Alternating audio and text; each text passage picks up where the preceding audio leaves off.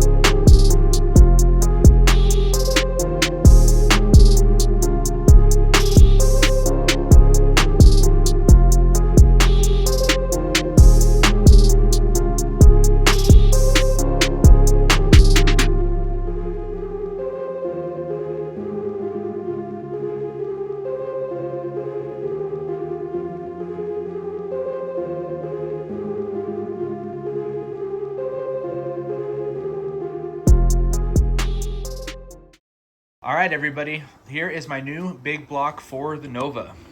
Before we see what this thing will make on the dyno, we'll go over all the details of the engine. And Mark had a surprise for me. We originally talked about doing a 496, and that's what this started as. But once he got the block on the hone, he said there was plenty of cylinder wall. So we ended up, he ended up actually boring it to a 350, which makes this a 505 cubic inch. So that was a good birthday present for me, some more cubic inches, and I'm super excited. Starting with the block and the rotating assembly, this is a stock tall deck block. Didn't have the budget to do a Brodix block or anything like that, but that's all right. Well, for the power that we're gonna make, a stock block is totally fine. And beneath the nice Kevco pan that we have is an Eagle forged rotating assembly. So it's a forged crank, forged H-beam rods, and then we ended up going with a dome forged JE pistons in this engine.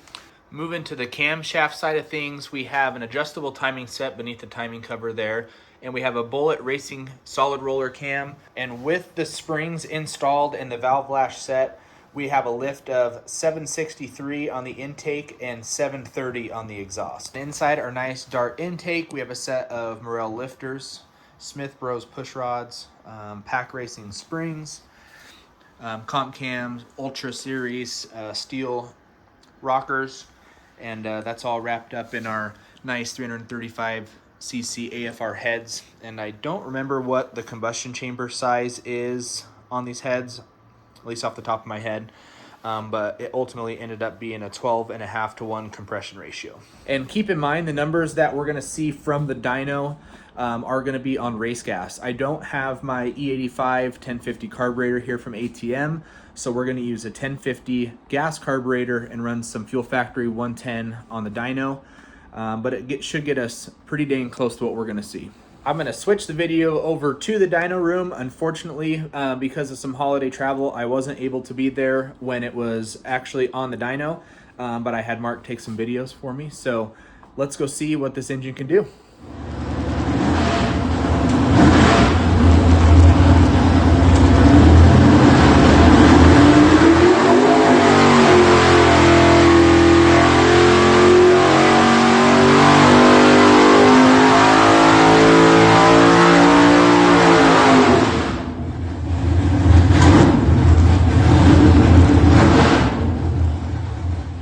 All right, now that you saw the pole, I have the dyno sheet from that pole. Let's get it pulled out of our little binder here, and we'll go over what it made.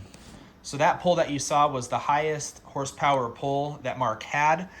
He did about 40 minutes of break-in time, and I think he said a total of 9 poles, creeping up on the timing, seeing what it liked. The sweet spot on this engine is going to be right at 36 degrees. He bumped it up to 38, made another pull, and it didn't make any more power, stayed right about the same. So the sweet spot should be about 36 degrees. And here is the numbers. So it made peak torque at 5,600 RPM, at 648 pounds of torque. And then at 6,600, we made max power at 757 horsepower. I'm absolutely stoked with those numbers. I was hoping to have something around 700 horsepower. Mark said that the engine made more than what he thought it was going to, so it's super happy.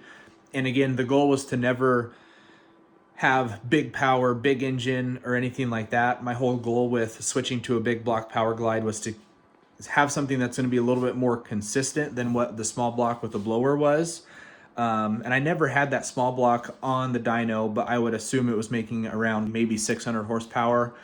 So to have now 150 plus more horsepower underneath the hood, and something that's reliable and is going to live and be more consistent, I can't thank Mark enough, and I am super stoked for the 26 season coming up, and I can't wait to get this thing put in the car. Part of what's going to keep this engine really reliable is Mark set this thing up with really light spring pressure.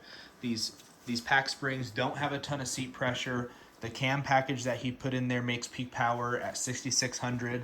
We have a 430 gear in the rear of the Nova, which means we're not going to have to spin this thing very high. We could shift at 67, maybe 6,800, which is, I mean, you can easily spin these things over 7,100. So we're not having to spin this thing very high. The seat pressure's low, which means this thing should be really reliable. You probably noticed that I don't have stud girdles on there at the moment. Mark said this engine will last without stud girdles, but it's always a good insurance thing to have them. So once I recoup some budget, I'll probably throw stud girdles on it sometime this summer just to have some extra insurance, but for the time being, it'll be totally fine. I have to give Mark and all of his guys at Kid Performance and Dyno in Twin Falls a big shout out. Their turnaround time, the customer service, everything that was involved around building this engine was absolutely top notch. And if you guys have followed the channel for a while, you know this is the first engine that I've had built, like professionally built. My small block, I did everything on that, which was a great learning process, but it's awesome to have something that is professionally built and is going to be the best that this engine can be. I'm getting down to the last couple of things I think I need. One of the last pieces of the puzzle, I'm going to send that dyno sheet off to FTI. Those guys over there are going to build the converter for the engine. And then once I have that, I believe I have everything ready to go to throw the engine and the transmission in the Nova. So I'm hoping within the next couple of weeks, we can hear this thing fire up. Again, I wasn't there for the dyno, so I haven't even heard this thing in person yet. So I'm itching to get it running. So hopefully it's not too long before we have it in the Nova and running. And I'll keep filming. I'll keep making videos along the way because I really appreciate you guys liking these videos, subscribing, commenting. It's really cool to see you guys following along, so I really appreciate that. But shouldn't be too long. I'll have another video up soon. Until then, you guys take it easy and Happy New Year.